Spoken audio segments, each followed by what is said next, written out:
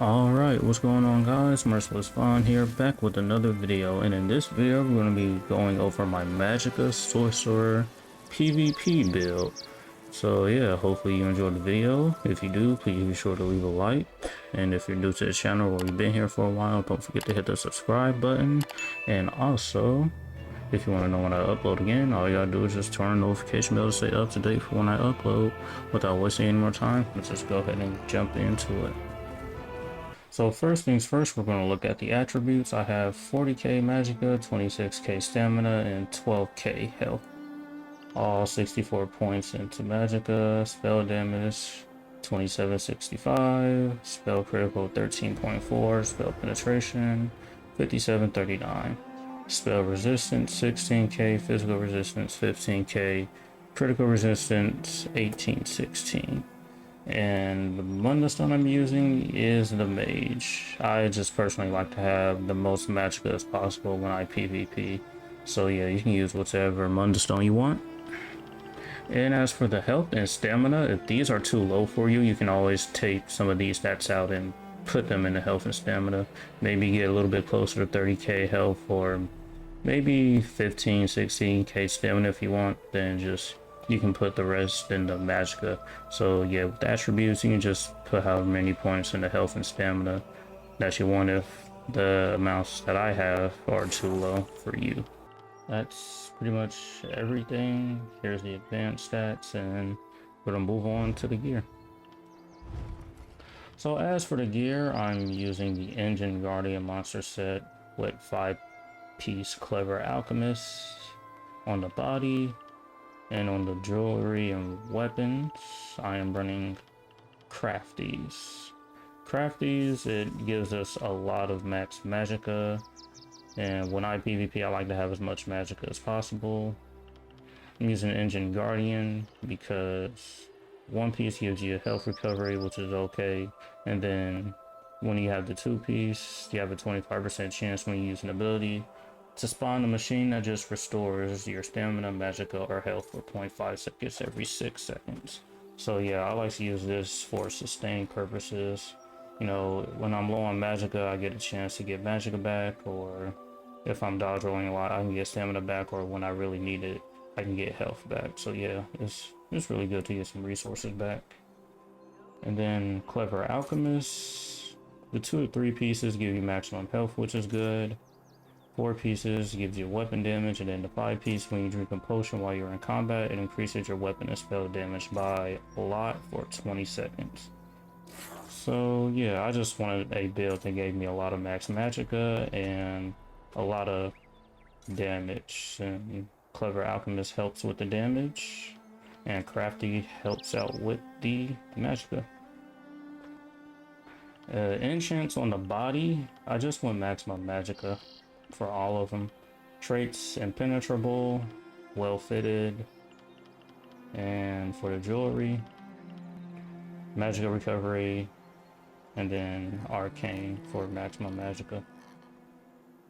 And I also went with a real heavy set, like there's only a couple pieces of light, and then the most of them are heavy except for the shoulders, those are medium.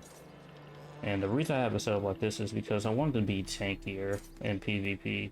When I was using light armor builds, I just wasn't all that tanky, so I just decided to switch to heavy armor.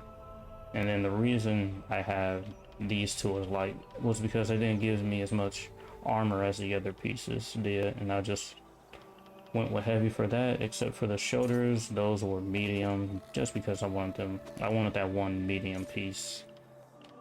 Mostly because for the Undaunted passive, which is down here, Undaunted Mental, it increases your max health, stamina, and Magicka by 2% per type of armor.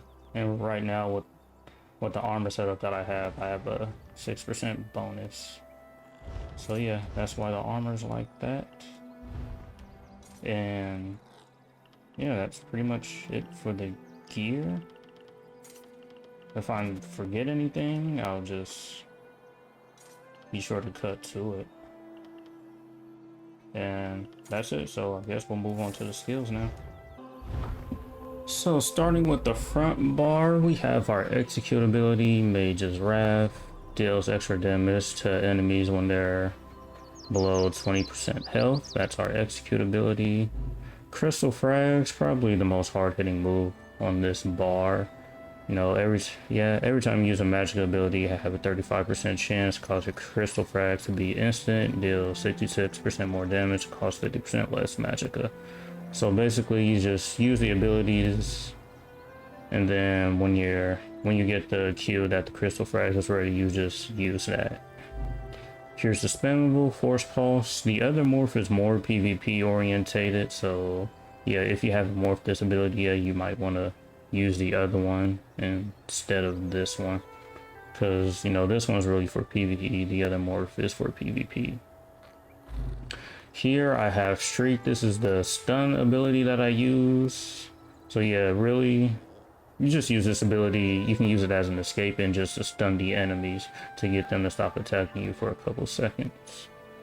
And for this ability, Haunting Curse, this is basically an ability where you put on the enemy, and after a certain amount of time it deals a lot of magic damage and then also damage to nearby allies. So yeah, really Magicka DPS from my experience is just real burst damage. You use the curse on them, you use your streak ability, stun them, and then just hit them with a whole bunch of damage at once while they're stunned. So really you want to try and play around the Haunting Curse. So yeah, you place the curse on them, and then when it's close to detonating, you stun them, and just hit them with a lot of burst damage. And for the ultimate, just basically, it converts your light attack and heavy attacks to do different things. So I can just show you. I pop my ultimate, and as you can see, my light attacks shoot lightning out of their hands. And then if I do the heavy attack, it just goes all Emperor Palpatine on the enemy. So yeah, you can use this, and you can still use your Destruction Staff ability. So yeah, sorry poor dear, short video. So yeah, you just basically still use all your abilities, put curses on the enemies and whatnot, streak around, and then just light attack them. I like to use this because the light attacks deal a lot of damage. You know, when they're below 50% health, I just kind of swap to this to keep pressure on them and just stun them as much as possible. So yeah. Alright, for the back bar, it's just really your buffs, shields, heals, and whatnot. So basically Boundless Storm. While in this form, you gain Major Resolve, increasing your physical and spell resistance by a certain amount, and you can increase movement speed for the first 4 seconds after activating it. And for the second ability, Critical Surge, increases our spell damage by 20% for 33 seconds, and also we won't crit a lot, but when we do crit, we'll get a pretty decent heal, so that's why I have this here. Hardened Ward for the shield. You know, you're going to want a shield for when you're low health to be able to spam it. And when you take damage, it'll give some health back, which is also really good. And then you want to use Rapid Regeneration for your heal. And then also Dark Conversion. It heals you and gives you Magicka over time at the cost of stamina.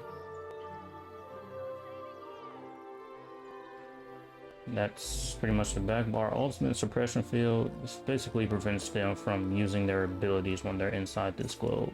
So if you're really under pressure, instead of using this ultimate, you can use this one and then just try to hide in there. If you're surrounded, basically just buff up and just pop your shield and heal while you're inside there. But do keep in mind they can walk out of it and still damage you from afar, so just be aware of that. So you can use this to like just get them off you, come over here to Shriek and just try to, you know, get out of their line of sight. And I think that's it for the skills. If not, I'll just cut to whatever I might have missed and we'll move on to the champion points.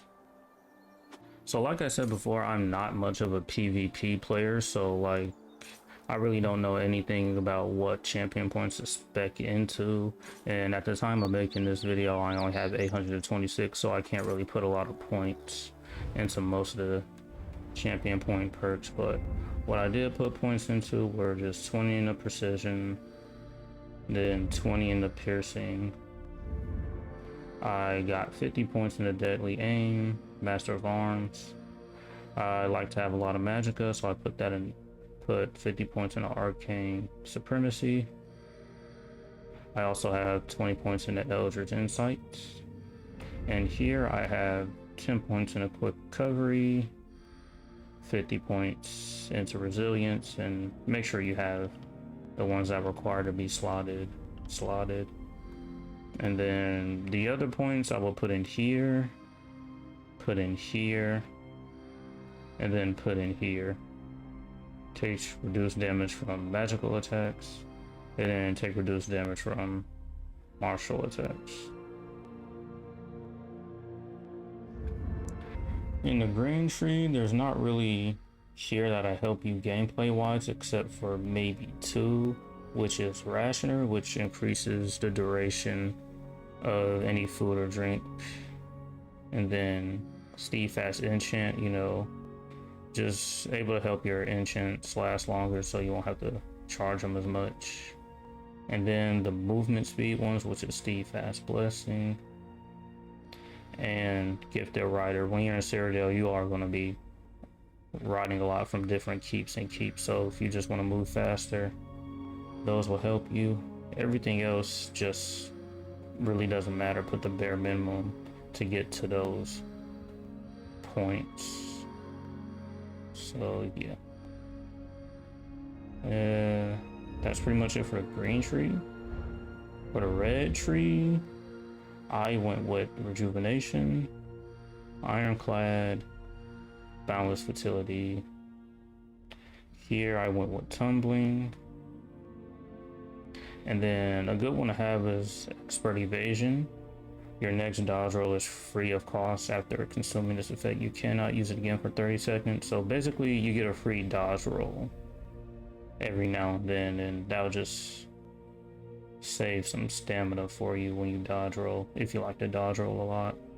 And then here, if you want, you can use this, put the bare minimum into here, and then just put as many points as you can into this. Make your shield a lot beefier. So yeah, really I'm not good at PvP, so if you're someone who's really into the PvP in this game, I'm pretty sure you see some champion point perks that are more suited for PvP or that just fit your playstyle. So yeah, really the champion points are just personal preference.